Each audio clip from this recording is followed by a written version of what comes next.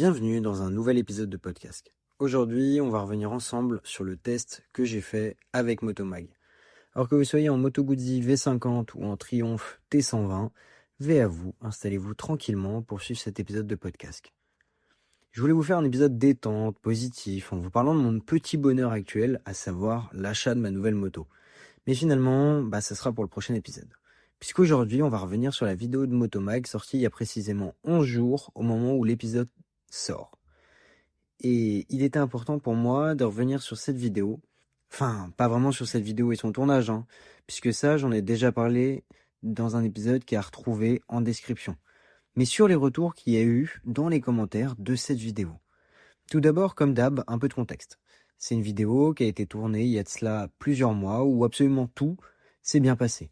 Motomag au top, l'équipe au top, en plus il faisait beau. Bref, la totale. Tout était ultra positif. Dans cette vidéo, on comparait 3 motos. Si vous voulez savoir lesquelles, le lien de la vidéo de Motomag sera en description. Et nous sommes 3 essayeurs. Une femme, pour reprendre les propos de fil de Motomag, un Jones et un vieux briscard. C'est important pour la suite.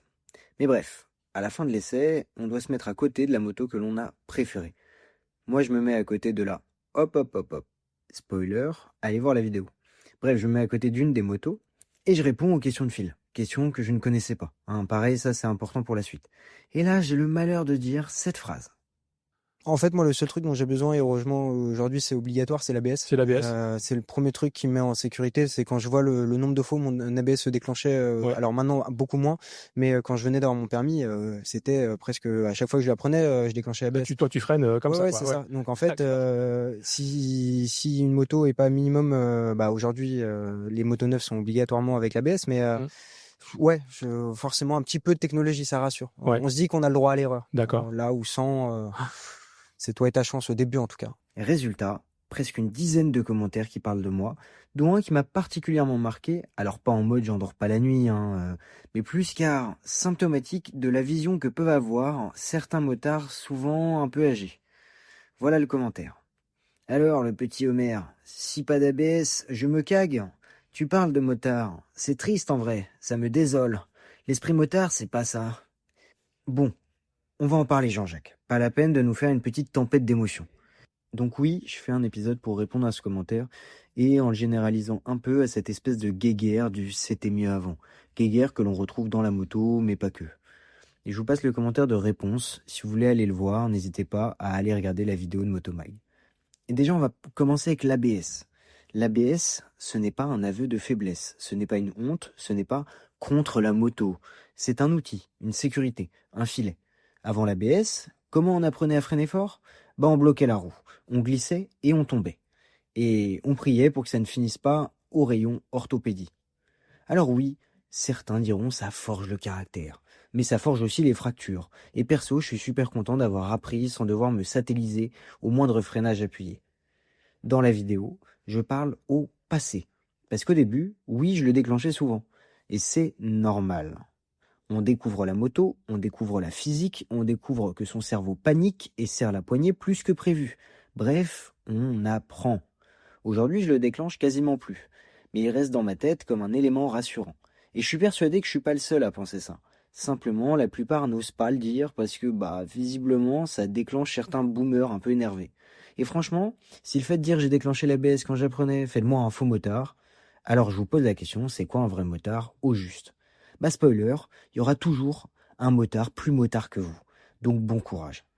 Mais bon, le vrai sujet du commentaire de Jean-Claude, c'est pas vraiment l'ABS, c'est ce qui vient après. L'esprit motard, c'est pas ça. Et là on attaque le vrai débat. Certains passent leur temps à dire que l'esprit motard, c'est mort, que c'était mieux avant, que les jeunes savent plus rouler, que la moto, la vraie, va mourir avec eux. Mais vu la manière dont ils le gardent sous une espèce de nostalgie, c'est sûr que l'esprit motard va pas mieux se porter. Et autre spoil, si vous passez votre temps à dire que c'est fini, c'est un peu vous qui le tuez.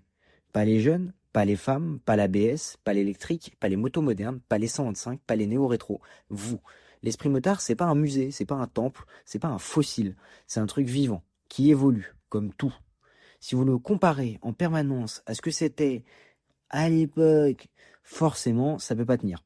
Et oui, je pense que dans cet esprit motard des années 80, et même d'avant, tout n'est pas à garder.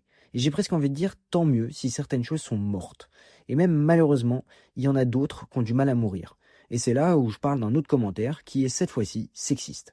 Parce que oui, bien sûr, il y en avait un. Parce que une femme dans la vidéo. Ah, bah là, les réflexes de 1980 reviennent très très fort chez certains. Je vais même pas le citer le commentaire. Parce qu'il me fatigue. Mais franchement, on est encore là-dessus en 2025. Et heureusement que la moto évolue. Sinon, on sera encore entre nous à se passer les mêmes anecdotes en boucle et à savoir qui c'est qu'elle est la plus grosse. Et je vous le dis, si les défenseurs de cet esprit motard ne s'ouvrent pas aux femmes, aux jeunes, aux nouveaux permis, aux motards du quotidien, aux motards du dimanche, à tout le monde, alors oui, là, il crèvera. J'ai 4 ans de permis. J'ai pas la vérité. Je parle juste en tant que jeune passionné. Et c'est important de le dire. Je débarque pas avec mes 4 ans de permis pour expliquer aux anciens comment fonctionne la moto. Je suis à la FFMC, j'entends des histoires des années 80, 90, 2000. Je sais très bien que la culture moto d'aujourd'hui n'est pas celle de l'époque. Et je respecte totalement ça. Mais ce que je veux dire, c'est que malgré nos différences d'âge, nos différences sociologiques, on est sur le même bateau. On a la même passion. On a les mêmes risques pour l'avenir de la moto. Les restrictions, les normes injustes, les infrastructures, l'image publique, le coût, les radars, les zones où on ne pourra plus rouler, et tellement d'autres trucs. Sauf que certains ont eu les années 80, 90 et 2000 pour en profiter, et pour écrire les belles années de la moto. Nous, aujourd'hui, on se bat pour que la moto ait encore un avenir demain. Et ça, ça se fait ensemble, pas en opposant les générations. Alors on fait quoi maintenant? On fait simple, on arrête de dire que tout est mort, on arrête de mépriser les jeunes, on arrête de dire que les femmes n'ont pas leur place, et quand elles sont incluses, on arrête de les infantiliser ou de les sexualiser. On arrête de se moquer des permis à deux, des motos modernes, des aides électroniques. On transmet, on partage, on explique, on échange. Comme ça, l'esprit motard, comme vous l'entendez, il ne disparaît pas. Il s'adapte, il vit, il continue. Moi j'ai encore plus ou moins 30 ans de moto devant moi. Enfin j'espère. Et j'aimerais juste qu'on avance tous dans le même sens, avec respect, avec passion toujours, et surtout avec bienveillance. Parce que c'est ça, pour moi, l'esprit motard. Voilà pourquoi je fais cet épisode, pas pour répondre à un commentaire, mais pour parler d'un truc plus large, d'une manière de vivre ensemble cette passion commune. L'esprit motard, il n'appartient à personne. Il n'est pas figé, il n'est pas mort, il n'est pas en train de mourir. Il est juste en train de grandir, de changer, et peut-être sûrement de s'améliorer. Et moi, perso, je suis super, super fier d'en faire partie.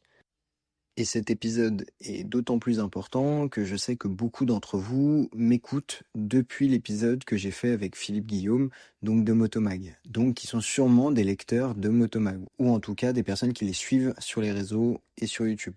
Donc vraiment, venez, on arrête de se critiquer sur des petits trucs, sur des petites loupés de phrases, ou sur des intentions ou des choses comme ça, et on essaie d'avancer ensemble, s'il vous plaît, s'il vous plaît.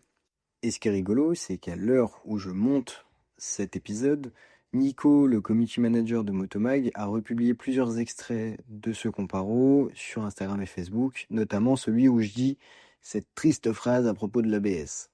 Et je vois déjà les commentaires qui commencent. Là, vraiment, c'est en direct, hein. Et je vois les commentaires qui arrivent et qui disent... Et évidemment, je suis prêt à en débattre, que ce soit sur mes réseaux sociaux ou sur YouTube en commentaire. N'hésitez pas, mettez vos commentaires, on discute vraiment. Je suis hyper ouvert à la discussion, au contraire. Et c'est hyper important. Mais par contre, ceux qui me dénigrent, comme on dit, les chiens aboient et la caravane passe. Bref, dans un registre un peu plus positif, parlons de la nouvelle moto, qui normalement devrait mettre tout le monde d'accord. Pour la nouvelle moto, je vous invite à aller la voir sur Insta. Podcast avec un 0 à la place du haut. Sinon, petit teaser, elle va faire plaisir à Jean-Claude parce qu'elle n'a pas d'ABS. Merci beaucoup d'avoir suivi cet épisode de podcast. J'espère profondément qu'il vous aura plu. N'hésitez pas à vous abonner et à partager l'émission si elle vous plaît, et sinon me faire part de vos critiques, ou même de sujets dont vous aimeriez que je traite. Je vous souhaite à tous et à toutes une très très bonne route, et surtout, veillez à vous.